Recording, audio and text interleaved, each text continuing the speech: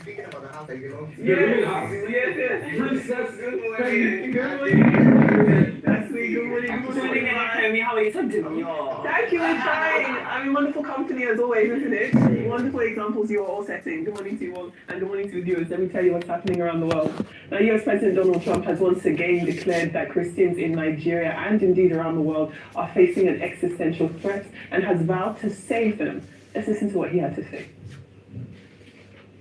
He's facing an existential threat in Nigeria. Thousands and thousands of Christians are being killed. Radical Islamists are responsible for this mass slaughter. I am hereby making Nigeria a country of particular concern. That's a legal definition. Whether Christians or any such group is slaughtered, like is happening in Nigeria, 3,100 versus 4,476 worldwide. What horrible numbers. Something has to be done. I am asking Congressman Riley Moore, together with Chairman Tom Cole and the House Appropriations Committee, to immediately look into this matter and to report back to me. And I mean, like, immediately. The United States cannot stand by while such atrocities are happening in Nigeria and numerous other countries. It's not only Nigeria, it's all over. We stand ready, willing, and able to save our great Christian population around the world. This is not going to happen. The killing of Christians is not going to happen. Well, as we just heard in that new video released and shared by the White House media team, Trump has vowed to defend persecuted Christians here in Nigeria and around the world. While his comments have been welcomed by Christians home and abroad, they've also drawn criticism from rights groups who accuse him of using religion to stoke fear and influence voters ahead of midterm elections in November 2026. Something to bear in mind. Let's head over now to Mexico, where President Claudia Sheinbaum has vowed to press charges after she was groped by a man during a public event. Now, the incident, which was caught on camera, shows a man kiss Sheinbaum's neck before grabbing her chest area from behind. Now, his actions have sparked outrage across the country and indeed the world. Now, the president herself, known for her firm stance on women's rights, said that the act was not just a personal violation, but an example of the daily harassment women face in Mexico. Authorities say the suspect has been identified, arrested, and an investigation is underway. Now, let's go over to South Africa. The High Court in Johannesburg has ordered an anti-migrant group to stop blocking foreign nationals from accessing public health facilities and schools, calling such actions illegal.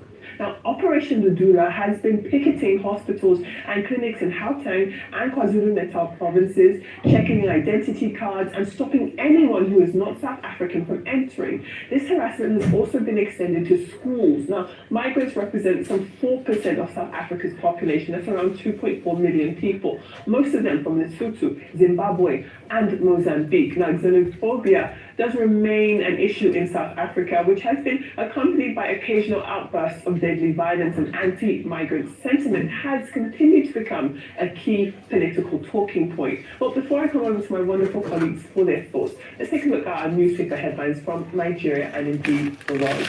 Firstly, let's begin with the front page of This Day. Now, This Day does report that the federal government has dismissed US President Donald Trump's claim of a Christian genocide here in Nigeria, insisting that it is based on faulty data. Now, ministers Mohammed Idris and Yusuf Tugar have maintained that insecurity affects both Christians and Muslims, while Festus Keyamo described President Tinubu as a moderate Muslim himself, committed to religious tolerance. Now, if we step away from ministers and the federal government, now human rights lawyer Femi Falana, who's a senior advocate of Nigeria, has faulted Trump's claim also. He says that the killings are driven by criminality rather than religion. Meanwhile, the Campaign for Democracy warned that Sheikh Ahmed Gumi's recent comments could strain Nigeria-US relations further.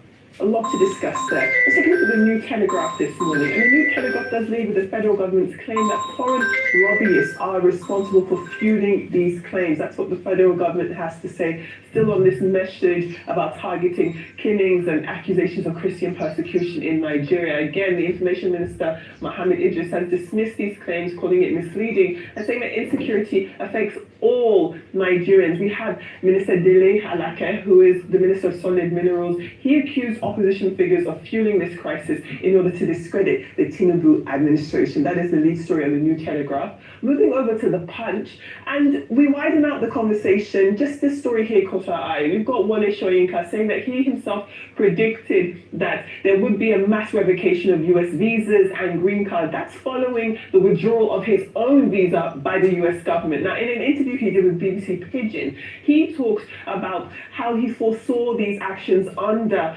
President Donald Trump's comments and his presidency, especially the second term. He described it as petty-minded, and described him rather as a petty-minded dictator. Very strong words. Now, the US mission here in Nigeria has clarified that visas are a privilege, not a right, and may be revoked at any time. Now, Soyinka, who vowed never to reapply, said that he left the United States voluntarily rather than being kicked out. Still on the front page of the Punch, the headline is talking about the politics of what we're seeing happening within the PDP.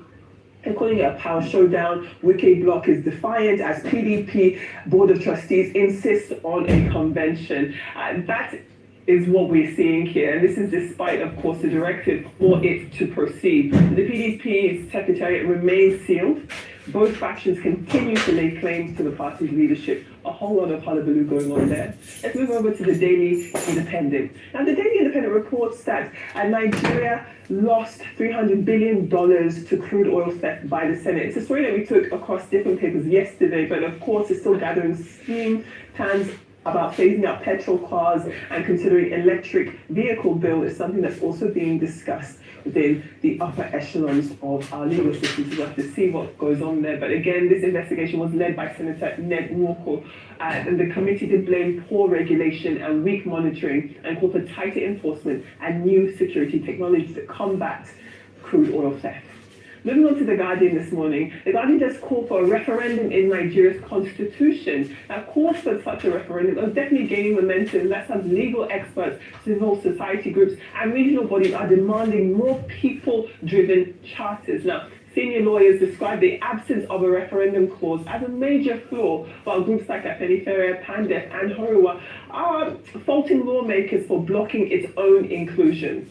To the Daily Trust this morning, and the Daily Trust does look at indigenous contractors continuing their protests for their pay. They are saying that the National Assembly and indeed those levels of government and governance have been paying foreign contractors while neglecting their own bills. So they vow to continue their protests. These protests are continuing now for a second day, and they say that they will continue coming out to protest until they get paid. Let's move over to our next paper this morning and take a look at the front page of Kenya's Daily Nation. Senior school fees shocker for parents. So what we're seeing here is the government has scrapped free senior school tuition and it has cut funding per student by half. Now, for the first time since 2015, day school and boarding school learners will have to pay higher fees annually. This is a move expected, of course, to strain parents under this new education guideline. The paper also reports that the government has reached a deal to end the 49-day electricity by paying 7.6 billion shillings in arrears and to reinstate all dismissed staff. And before we come over to my wonderful colleagues, let's take a look at some British papers this morning. I'll say in the middle, we've got the Mirror and the Daily Express, and they are both leading with this growing prison crisis happening in the United Kingdom. So the Daily Mirror, for example, its headline is saying essentially not again. We see it along the bottom here, and it does report that 2 or more prisoners have been mistakenly released again. This is sparking outrage and some criticism from Labour's Deputy Prime Minister, of course, David Lammy, who described the justice system as failing. Similarly, the Daily Express also leads with this story, this shocking release of an Algerian sex attack convict, highlighting how a convict migrant was wrongfully freed despite earlier promises of tighter security checks. And both papers say that the blunder has triggered a nationwide manhunt and renewed pressure on the government to act. So those are your well-briefed stories, and those are your newspaper headlines from across the world. Love to hear your thoughts. It is shocking that we are still talking about the massive corruption of the Conservative government with COVID-19 in the UK.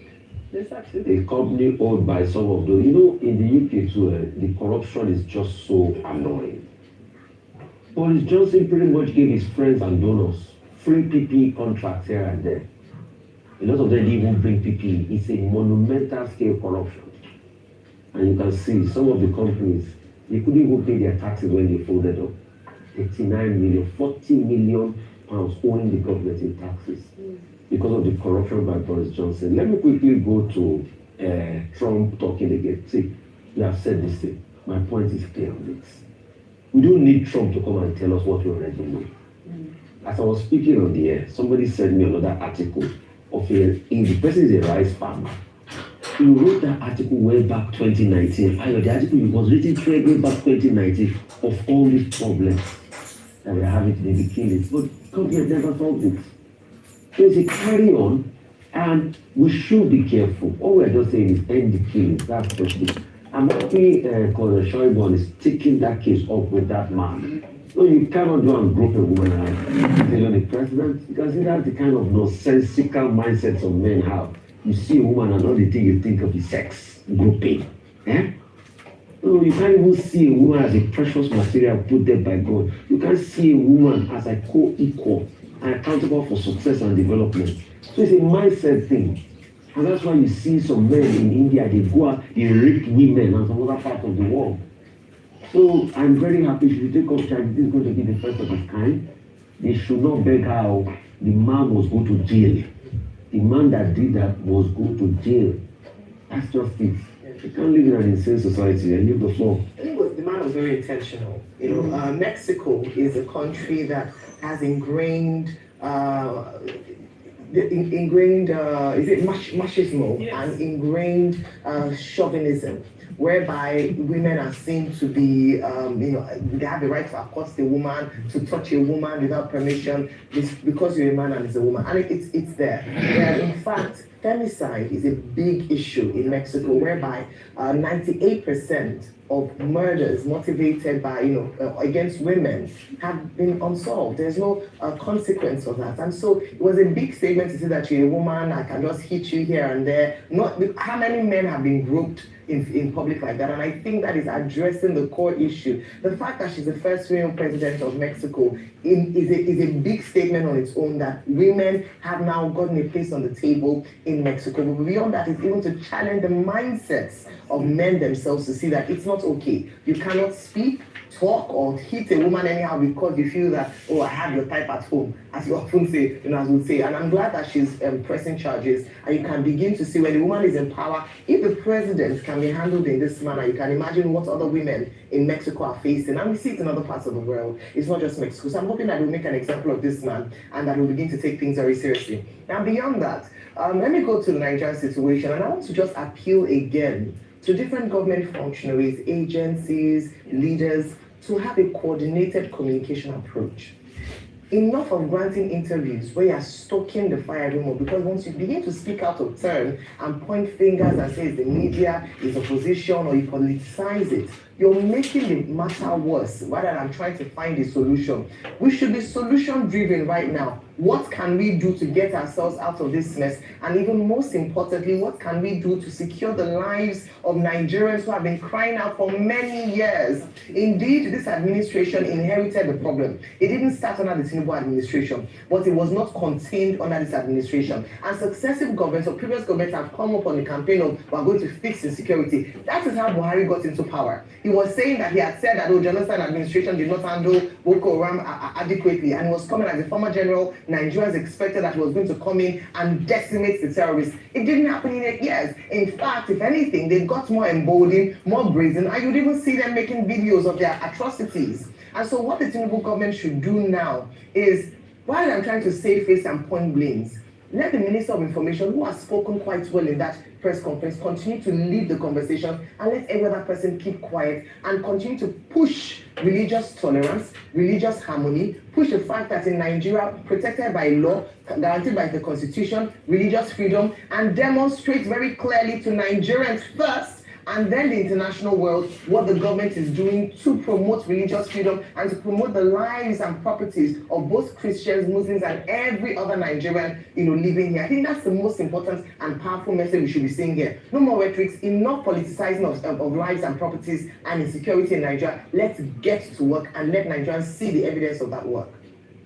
Absolutely. Very well said. I mean, I sincerely can't say it any better than that. When I think of the issues, for me, it keeps sending me back to the 19th century. In fact, I had to watch a documentary the other day when Usman Dan Fodio moved into northern Nigeria. And you look at that situation 200 years later and how that has influenced some movements and how that has influenced some of the things we see today. And we ask, well, how have we made an attempt to balance this with regards to the fact that the world has evolved drastically since then? So I think our inaction in countering, or rather in creating a balanced environment of coexistence. We've evolved as people since 200 years ago.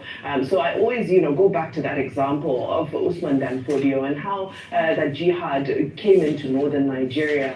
But, since then we've evolved as a people. However, we can't allow economic situations, geopolitical tensions to cause situations where people now hijack some of these religions and turn to extremism and turn it to criminality. Now, on Donald Trump, he had a very busy day yesterday, a very busy 24 hours, because he also gave his anniversary speech, because yesterday had marked 1 year, I believe, since his election. He also took a swipe at South Africa. He made it official that he won't be attending the G20 in South Africa, went as far as saying that, in fact, South Africa doesn't deserve to be part of the Gs. So he's also started a campaign where he's trying to remove South Africa from the G20. I'm bringing this up because it goes back to our issues around social contract again. In South Africa, issues of xenophobia, Operation Dudula. You won't have a group like Operation Dudula who go around harassing foreign nationals. Mind you, they don't harass Caucasians. They harass African foreign nationals and block them from accessing healthcare and so forth. And this is because they feel their government is failing them. So everything goes back to social contract. Are our African governments meeting the needs of the people? Now, there's a lot of dispute around the legality or illegality of illegal immigrants being granted access to free healthcare. So some countries allow it, some countries don't. Generally, they say it's allowed for emergency cases. But that's really the crux of the matter here, that Operation Dudula is saying these people are illegals and they shouldn't become oppressive to our healthcare system, because now we as South Africans are not even able to access the healthcare because our system is overwhelmed. It's all about, a failure of social contract. African leaders, African governments, we just need to do better. We need to do better. Yeah. Donald Trump still doesn't have a right, to get involved in our affairs without invitation. However, we must do better. Yeah. The responsibility to government can now have the audacity and impetus to put their business where it's not, especially when we feel ourselves. Thank you so much. Always a pleasure. Always great to have you on the show. Now let's go live to Washington, D.C. with Anyeze Asakwe, who will bring us updates on reactions to Trump's denunciation of the killing of Christians in Nigeria and threats of action again.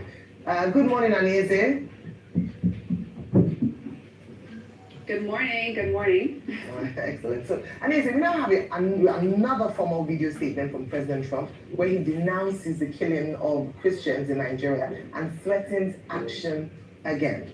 How should we read this latest video from Trump as his administration concurrently deals with its own challenges in the U.S.? Absolutely. Kind of like the way you have all been discussing it this morning, this is such a significant escalation. I think that we've really seen how quickly this has escalated. It was Saturday that President Trump first put out that first post on Truth Social. By Sunday, he was talking on Air Force One, saying that, he might be considering airstrikes. He might be considering boots on the ground in Nigeria. This is now Thursday morning, and we have this, what looks like a pre-recorded video statement, probably filmed inside the White House, where he basically laid down 3 key points. The first being that, yes, he has officially declared Nigeria as a country of particular concern. The second being that he said they are, quote, ready, willing, and able to move forward. I mean, these are really strong words that he's using. And lastly, he essentially appointed 2 senior government officials, the names are Tom Cole and Riley Moore, to move forward with this entire endeavor. So I think the key point that we really need to take away right now is the fact that the President Trump, his administration has a strong sense of urgency on this entire matter. And I want to juxtapose it with what's going on here in the US, because as I've been here for the last few days, it's a really interesting time. First of all, we had those major elections where the Democrats essentially swept, all of the key states, New York, New Jersey, Virginia. And then you also have this government shutdown. Of course, it's historic, but it's starting to have real impact on people's lives. Later today, the Trump administration is going to essentially say that a number of the biggest airports across the country are going to cut air traffic by 10% because they literally have not paid or the scope of air travel is too much for air traffic controllers, and they haven't been paid since October because of the shutdown. And I'm saying all of this to say that America itself is dealing with real issues, but the fact that President Trump is still willing and able to put out these kinds of videos, these kinds of statements, it shows a sense of urgency that he seems to have towards this issue, even though Americans here on the ground are dealing with issues of their own. So is there a sense that the diplomatic wheels are turning and that this potential military action by Trump, as suggested, can be averted in any way? And are you getting any feelings? How's the Nigerian government responding to this? Do we have our people? Do we have boots on the ground in America? I'm talking about negotiation boots on the ground, lobbies, boots on the ground, because at this point in time, definitely there are some Republican lobbies that definitely won't work with Trump, which people can engage, the government can engage at this point in time. Or is it when our ambassadors come in, we're going to get our boots on the ground into the Capitol and start talking to people? So in theory, it seems like that is what should be happening. I know that you all briefly talked about that speech from the Minister of Information, Mohammed Idris, yesterday. He said, and I quote, President Tinubu is taking the lead in addressing all areas of misunderstanding through diplomatic and political channels. Now, the Minister of Information wasn't specific about what political channels or what governments the administration is interfacing with, whether it's the American or any others. But there's still this sense that diplomacy as usual is not really the name of the game anymore. I mean, we've seen in the last few days that President Trump is big on Twitter.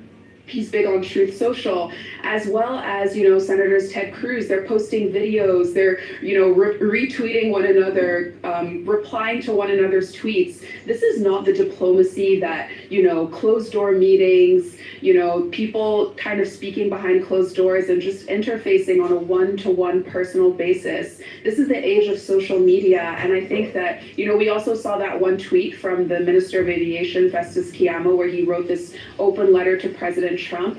But aside from these statements that we've seen here and there kind of flying in a very public sphere, there isn't a sense that diplomacy as we know it is really taking place in this situation. And I think that given the sense of urgency and fire that the Trump administration is coming with, the Nigerian government needs to find a way to put forward an intentional and nuanced plan about how they plan to address a lot of these allegations that America is coming forward with. I can give you an idea quickly, Arieze. How about Nigerian government engaging top MAGA podcasters, engaging top right-wing media outlets, engaging Fox, buying ads on Hannity's show, engaging the likes of Tucker, engaging the likes of other top MAGA podcasters, because these are the people Trump listens to. Absolutely. I know that Mohammed Idris was briefly on CNN. Okay, sorry. Yeah, I know that Mohammed Idris was briefly on CNN. That's not the platform. It doesn't watch that. Exactly. So, there's still this sense that there isn't this direct communication between the Nigerian government and the American government as well. And I think that that's a really key point because there was some reporting that said that what essentially set off all of this, what essentially set off President Trump putting that initial tweet or that initial post on Truth Social was a Fox report. And Senator Ted Cruz has been at the forefront of all of this, and he does a lot of interviews with Fox. He did one just yesterday as well. So I think that that's a really key point. Engaging the media, the American media, would be a really interesting tactic to potentially communicate with the Trump administration as well. Absolutely. And I mean, meanwhile, while we're talking about the engagement, Republican U.S. Senator Ted Cruz had said that he plans to be explicit about which Nigerian officials he plans to hold accountable for being complicit in this alleged Christian genocide. The list is not out yet, but what more are you learning about who might be on it? Are there any murmurings in D.C. About who we can expect to be named and shamed, so to speak? Yeah, so to Rufai's point, Senator Ted Cruz did an interview with Fox News just yesterday, and he essentially called out 12 northern states as the potentials of who we might see on that list. I mean, I won't list them all out, but they're essentially the states that engage with the Sharia law, so Zamfara, Kano, Katsina, Bauchi, and more. And Cruz seems to be hinting that a lot of the government officials that he intends to name and shame, as he said, in the coming days and weeks, will likely be from those particular states. And he said that it's because, in his words, these particular government officials are complicit in the mass murder of Christians, and the plan is to sanction these officials. Now, it's still not clear what exact sanctions they plan to enact. But, as the U.S. has done before, it could be visa bans, it could be asset freezes, it could be seizing properties. It's definitely, we're kind of in a waiting game as of now, but, we'll see how this all plays out, especially because he said he would call these officials out by name. So this is a story and a thread we will absolutely keep following. All right, thank you so much, Anyeze. I think in terms of diplomacy as well, I have it on good authority that another head of state is also helping that conversation from a Western country as well, that Nigeria has a good diplomatic relationship with, speaking to Trump on behalf of the Nigerian president. And that's also a way to, in addition to, like you talked about and Faz mentioned, using, leveraging Western media. Thank you. We look forward to more conversations with you throughout the day here on Rise News, and of course tomorrow as well, just giving us updates from Washington, D.C. Thank you. We'll take a short break now, and when we return, we shall be talking to Senator Umar Tari, former PDP National Secretary. Stay with us.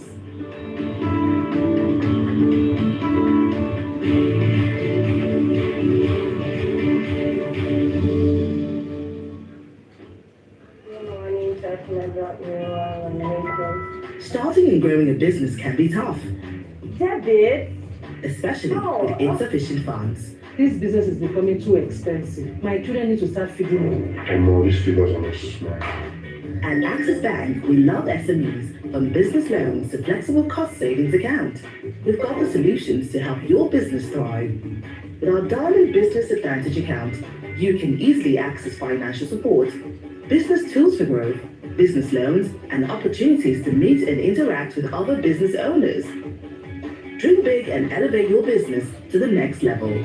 To learn more, visit www.accessbankplc.com/business/SME-banking or walk into any of our branches to get started.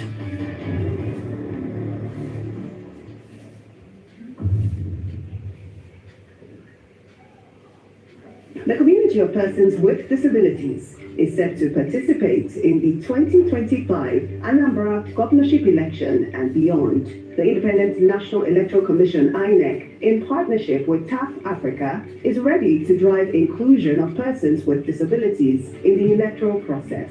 Different disability clusters will have access to various assistive electoral materials. Magnifying glasses for persons with albinism, Braille ballot guide for the blind, procedural voting for persons with leprosy and bilateral amputees, election day written instructions for the deaf, and priority voting for all persons with disabilities. These resources are in line with provisions of Section 54, subsection 1 and 2 of the Electoral Act 2022. Come out on election day and exercise your civic rights. This message is brought to you by TAF Africa and funded by the European Union through its support to democratic governance in Nigeria, EU SDGN2 program. Are you ready? Afrima hits Lagos, Nigeria for the 9th edition from the 7th to the 11th of January 2026. With a live simulcast to over 84 countries, it's going down. All African Music Awards. Join the movement. Be unstoppable. Join us live at the ECHO Convention Center of ECHO Hotel and Suites at Lagos, Nigeria. All African Music Awards happening in partnership with the African Union and the state government. In this life, it's what you do behind that shows in front. Give us the fire. Tell us more. It's Cosmo or nothing. That's really or not. This is Cosmo. That's why I roll with Cosmo deodorant. No sweat, no stains, no odor.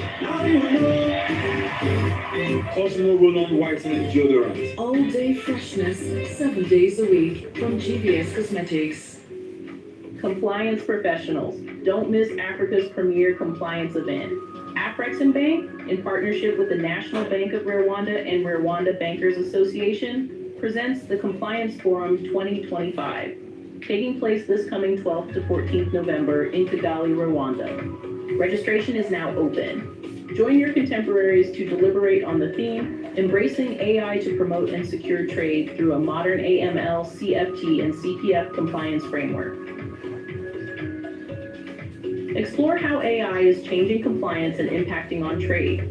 Discover how AI can improve how you assess risks, detect fraud, combat money laundering, and terrorist financing. And get up close to the latest AI augmented compliance monitoring systems. To reserve your place, register now at acf2025.com. Attention, all foreign nationals in Nigeria. Did you miss the expired visa amnesty that ended in September? Don't panic. The NIS has got you covered. The Post-Amnesty Voluntary Return and Documentation Program is now open. Starting from October 13, 2025, simply walk into the nearest immigration command for registration and documentation.